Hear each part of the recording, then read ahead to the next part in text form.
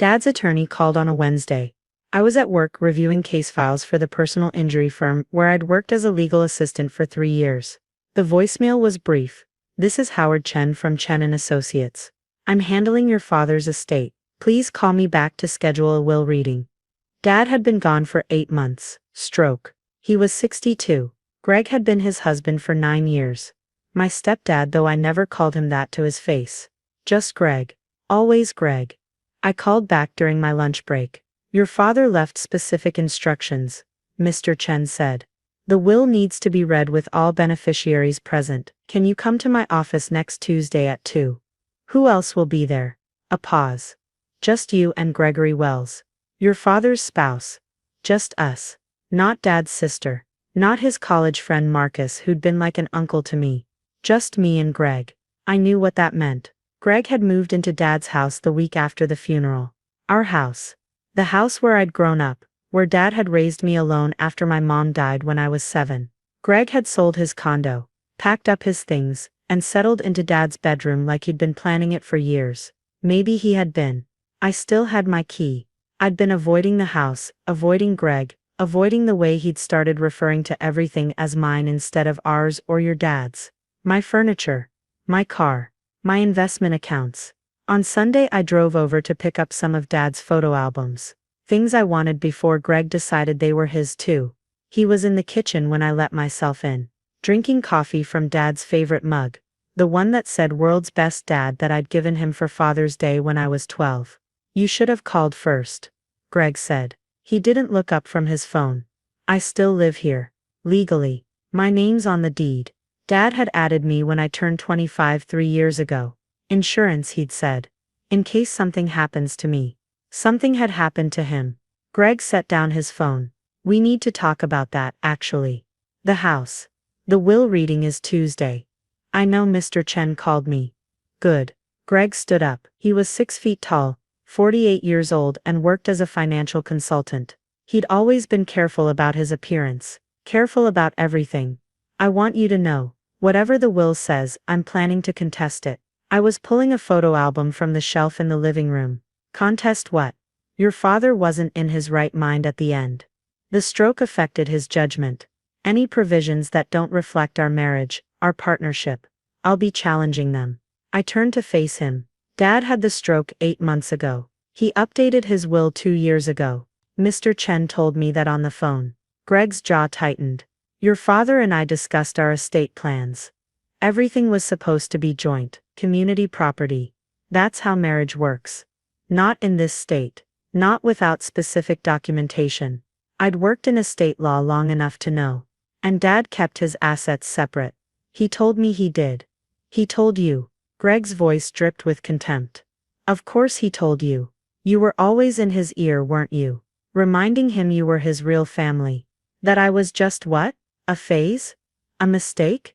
I never said that. You didn't have to. He moved closer.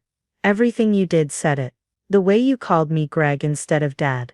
The way you kept your apartment instead of moving back home after he got sick.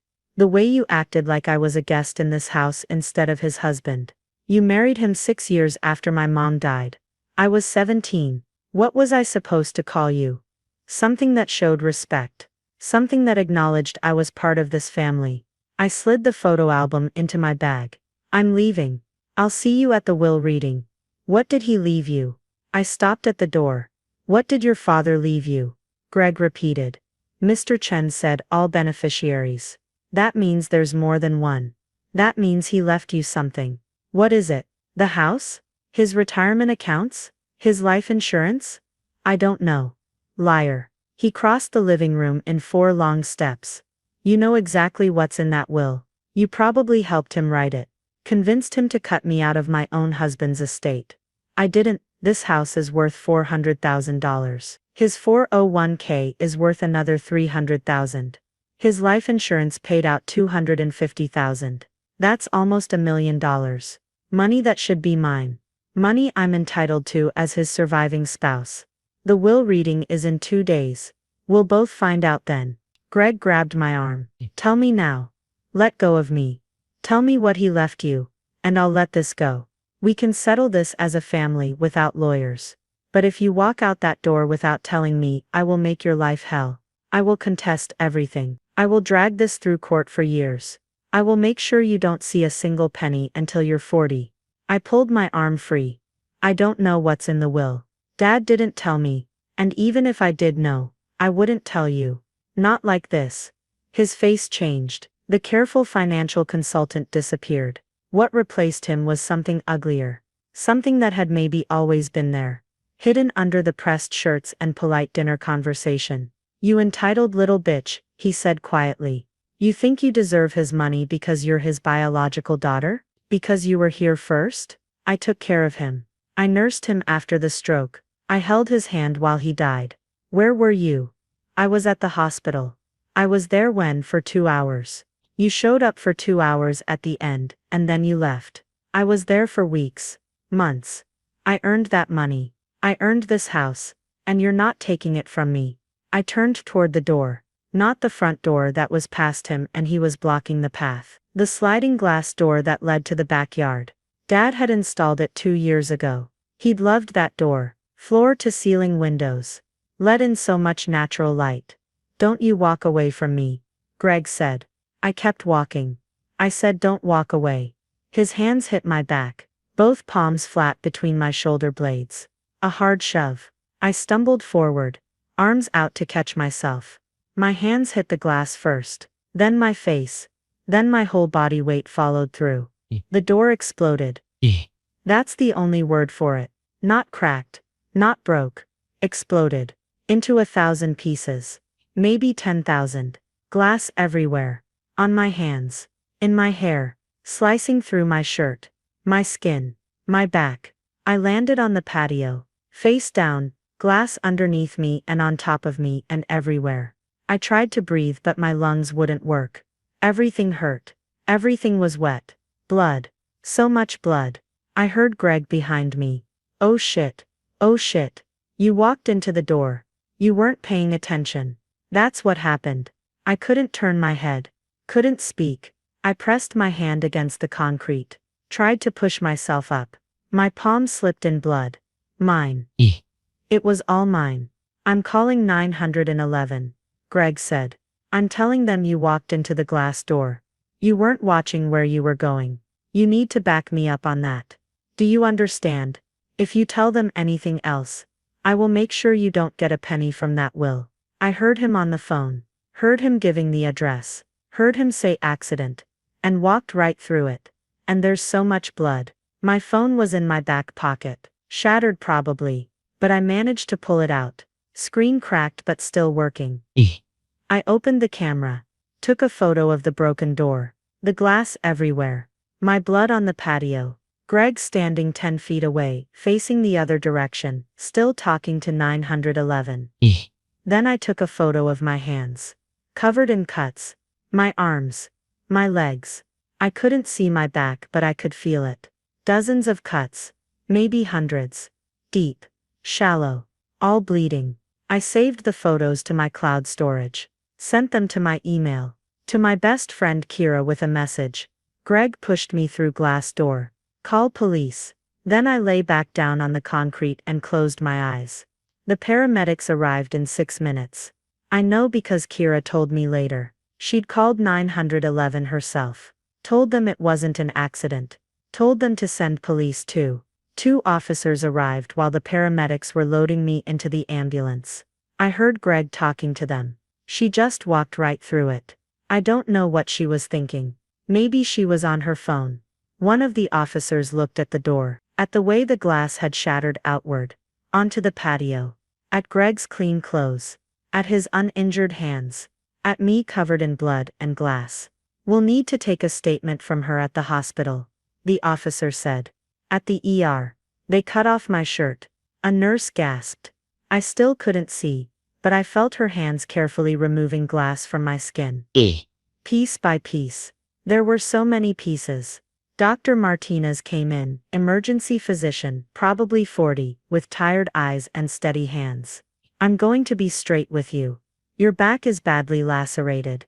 We're looking at minimum 70, maybe 80 stitches. Some of these cuts are deep enough to require layers. Muscle tissue then subcutaneous. Then skin. This is going to take a few hours. Photos, I managed to say. My voice sounded strange. Shock probably.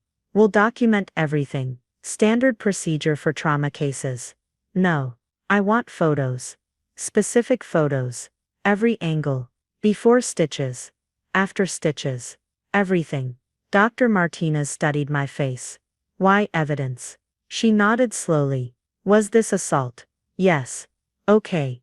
I'll make sure our forensic photographer documents everything thoroughly.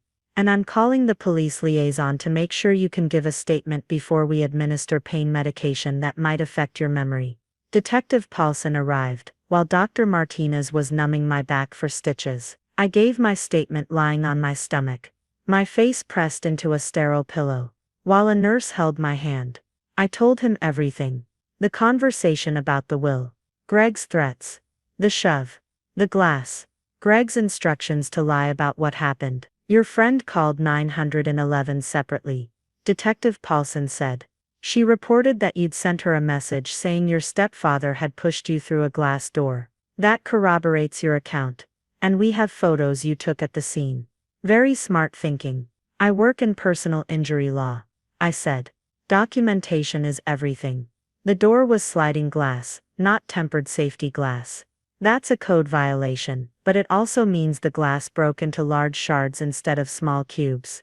That's why your injuries are so severe. Will you arrest him? We've already brought him in for questioning. Once you're out of surgery, we'll know the full extent of your injuries. That will determine the charges. 72 stitches. Dr. Martinez counted them out loud, as she worked. Some wounds got 3 layers of stitching. Muscle tissue. Skin. I'd have scars. Lots of them. Permanent.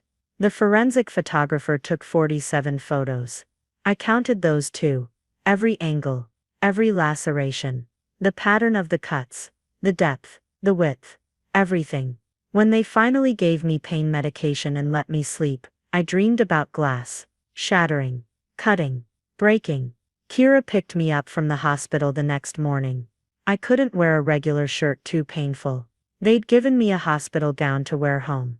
The nurse handed me a folder with my discharge instructions and copies of all the photos.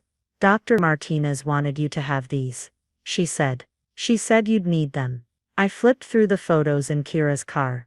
My back looked like raw meat. Like someone had taken a knife to me. Like I'd been tortured. In a way I had been. The will reading is tomorrow. I said. You're not going to that. Kira said firmly. You just had surgery. You need to rest. I have to go. Greg's going to be there. I need to know what Dad left me. What this was all about. Your lawyer can go for you. I didn't have a lawyer yet, but I called Howard Chen's office that afternoon and explained what had happened. He was silent for a long moment. The will reading is no longer necessary. He finally said. Given the circumstances, I'm going to share the contents with you privately and deliver Gregory Wells's portion through his attorney once he's released from custody. What did Dad leave me? Everything. The house. The retirement accounts. The life insurance. There's a provision for Mr. Wells $50,000 and 6 months to find alternate housing. But everything else goes to you.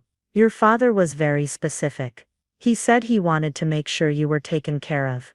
$50,000. After 9 years of marriage, after taking care of Dad through his stroke and death, Greg got $50,000. And he'd pushed me through a glass door over it. Detective Paulson called 2 days later. We're charging Gregory Wells with aggravated assault, causing serious bodily injury. Given the severity of your injuries and the permanent scarring, we're also adding a charge of assault with intent to cause great bodily harm. The district attorney is taking this very seriously. How seriously? 6 different prosecutors are reviewing the case. 1 for each charge, plus specialists in domestic violence, financial crimes related to the inheritance dispute, and elder abuse regarding your father's estate. This is a complex case. Mr. Wells is looking at 5 to 15 years if convicted. 6 prosecutors, all because Greg wanted money that wasn't his. All because I'd mentioned a will reading.